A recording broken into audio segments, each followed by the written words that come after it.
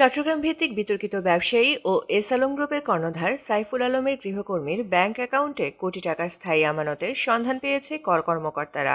ওই গৃহকর্মীর নাম মর্জিনা আক্তার। এস আলম পরিবারের কর ফাঁকির বিষয়ে তদন্ত করতে গিয়ে এই অর্থের সন্ধান পেয়েছে জাতীয় রাজস্ব বোর্ডের কর অঞ্চল 15 এর একটি অনুসন্ধানী দল। তদন্তকারীদের সূত্রে জানা যায়, চট্টগ্রাম শহরে ইসলামী ব্যাংকের পাঁচলাইশের SF টাওয়ার শাখায় 22টি স্থায়ী আমানতের মাধ্যমে 1 কোটি টাকা গচ্ছিত রেখেছেন গৃহকর্মী মর্জিনা আক্তার।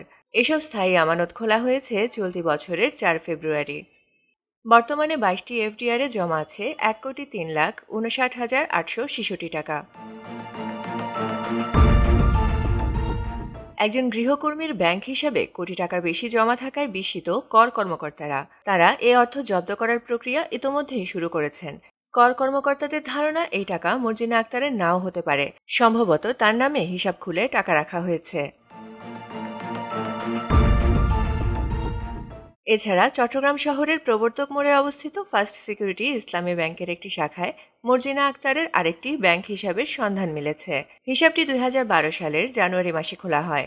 গত 27 আগস্ট পর্যন্ত 12 বছরে এই হিসাবে 1,84,00,000 টাকা লেনদেন হয়েছে বলে নথিপত্রে দেখা গেছে।